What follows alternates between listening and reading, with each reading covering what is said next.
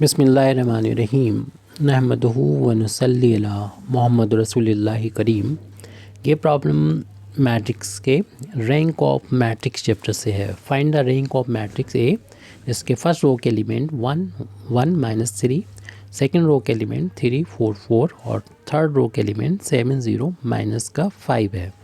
तो सबसे पहले तो सॉल्यूशन में अपना गिवन मैट्रिक्स को हम लोग नोट करेंगे। यहाँ पर कोई ऐसा मेथड नहीं दे रखा है कि जिससे कहा जा रहा हो कि इस मेथड से हमें मैट्रिक्स की रैंक को फाइंड करें। हम किसी भी मेथड से इसको फाइंड कर सकते हैं।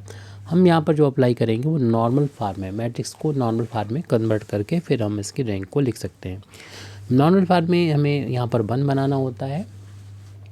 फर्स्ट ये जो नॉर्थ वेस्ट कॉर्नर होता है वहाँ पर 1 बनाना होता है और इससे आने वाले रो और कॉलम के यहाँ पर 0 बनाना होता है। तो 1 तो पहले से मौजूद है, हमें बनाने की ज़रूरत नहीं, इसके नीचे 0 बनाना है। तो हम इसके लिए ऑपरेशन करेंगे, यानी R2 में सेकंड रो में ऑपरेशन करेंगे। इसमें 3 से मल्टीप्लाई करके हुए R1 में 3 से मल्टीप्लाई करते हुए हम R2 को माइनस कर देंगे तो यहाँ 0 आ जाएगा। 3 से मल्टीप्लाई करेंगे या इससे माइनस करेंगे तो 0 आ जाएगा।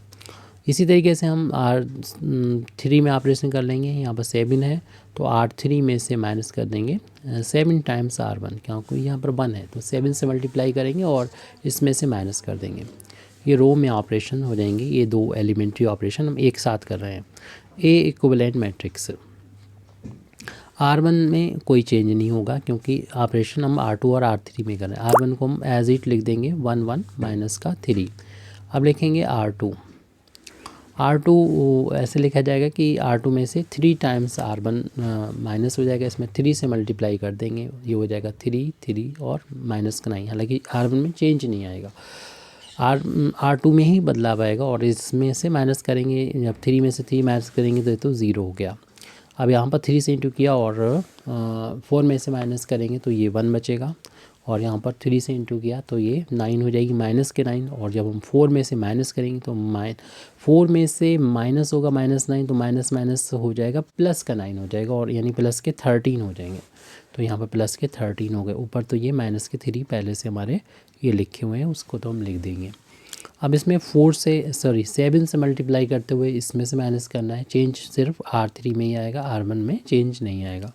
जो एरो से पहले लिखे उसी में बदलाव आएगा। R1 को जैसा था वैसे ही हमने नोट कर दिया है। R3 में क्या चेंज आएगा, R3 में से माइनस करना है 7 टाइम्स R1। तो इसमें 7 से मल्टीप्लाई कर देंगे, 7 7 और ये माइनस का 21 हो जाएगा। इसमें से माइनस करेंगे, फर्स्ट एलिमेंट तो 0 ही लिखना है। इसमें 7 से इंटू किया है और 0 में से माइनस करेंगे। जब 0 में से 7 को माइनस करेंगे तो माइनस का 7 मिलेगा, जो यहाँ पर हमने लिख दिया है। ऐसे यहाँ पर माइनस का 5 है, उसमें से माइनस करना है। कितने 7 से मल्टीप्लाई कर -21 हो गया तो माइनस के 21 हो गया। ब्रैकेट ओपन करेंगे तो माइनस माइनस ये प्लस का 21 हो जाएगा और फिर इन दोनों का डिफरेंस 16 आ जाएगा प्लस का। तो ये वैल्यू प्लस का 16 आ गई। तो यहाँ पर हमें 1 बनाना होता है, इसके नीचे 0 और इसके सामने भी हमें 0 बनाना होता है।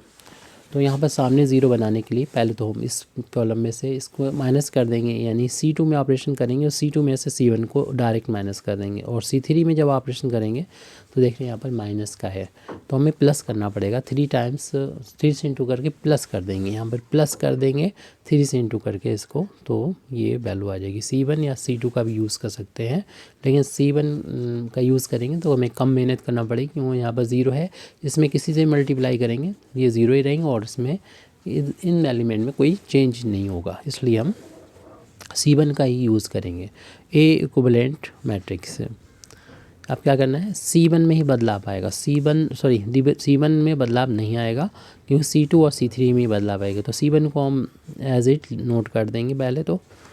अब इसके बाद इसमें से ये माइनस करना है, तो चूँकि ये 0 है तो इधर वालों पे इफेक्ट नहीं पड़ेगा, यही 0 हो जाएगा पहला वाला एलिमेंट। बाकी 1 और 7 को एज इट लिख देंगे।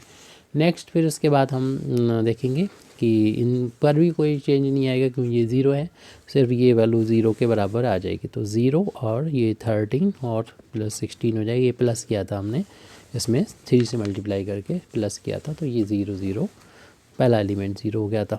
हाँ 1 आना चाहिए उसके नीचे। हम नॉर्मल फार्म में चूँकि इसे कन्वर्ट कर रहे हैं 1 और उसके नीचे 0, इसके सामने 0 बनाना। उसके बाद यहाँ पर 1 बनाना जो कि पहले से आ चुका है अपने आप ही, उसके नीचे 0 बनाना होगा, पहले, फिर बाद में हम इसे ज़ीरो बनाएंगे। पहले तो नीचे यहाँ ज़ीरो बनाने के लिए इसमें 7 से मल्टीप्लाई करके इसमें ऐड कर देंगे। तो ये ऑपरेशन होना है R3 में। R3 में होना ऑपरेशन कि R3 में हम जो ऐड कर देंगे 7 टाइम्स R2 में 7 का मल्टीप्लाई करके इसमें ऐड कर देंगे। जब 7 से मल्टीप्लाई करेंगे तो ये 7 हो जाएगा और ये 84 हो जाएगा। 13 7 91 हो जाएगा। तो 91 को फिर हम इसमें आके ऐड करेंगे। फ़िलहाल अभी R1 और R2 में कोई चेंज नहीं होगा, इसको तो एज इट नोट कर लीजिए। ए इक्विवेलेंट मैट्रिक्स यहाँ पर हमें मिल रही है। ए इक्विवेलेंट मैट्रिक्स R1 को हम बिना किसी चेंज के एज इट लिख दिया, R2 को भी बिना किसी चेंज के हमने एज इट नोट कर दिया है, और R3 में हम जो करने जा रहे हैं उससे ये वैल्यू ज़ीरो हो जाएगी, 7 से मल्टीप्लाई होकर ज़ीरो। अब इसमें क्या होना है कि 16 में प्लस होना है। अब यहाँ पर 7 से मल्टीप्लाएंगे, 13 7 जा 91 हो जाएगा। इन दोनों को ऐड करेंगे तो कितना हो जाएगा 7 और ये 10, 107 हो जाएगा, जो कि यहाँ पर आ जाएगा 107 8 इस एलिमेंट की जगह पर, क्योंकि हमने इसमें R3 में R2 को ऐड किया है 7 से मल्टीप्लाई करने के बाद।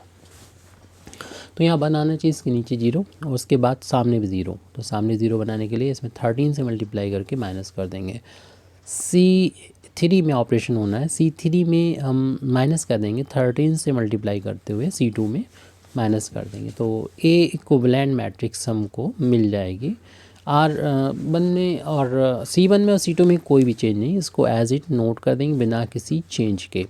हमने इसमें 13 से मल्टीप्लाई किया तो ये इसी में चेंज आएगा, बाकी तो 0 0 रहेंगे, और 0 इसमें से अगर माइनस भी करते हैं तब भी जो भी वैल्यू है वही रहेगी, यानी 0 रहेगी, 107 रहेगी। चेंज जो आएगा यहाँ पर आके 0 आ जाएगा, और हमने यहाँ पर 1 उसके नीचे 0 उसके सामने 0 बना लिया। अब यहाँ पर 1 बनाएंगे, तो 1 बनाने के लिए हम इस R3 में R3 को डिवाइड कर देंगे 107 से, जो भी यहाँ पर मौजूद है उसको डिवाइड कर देंगे। तो देखेंगे जैसे डिवाइड करने में ये 0 0 रहेगी, यहाँ पर बना जाएगा। इस R3 में हम डिवाइड कर रहे हैं 107 से, तो यानी 1/107 से मल्टीप्लाई कर रहे हैं, बात एक ही है।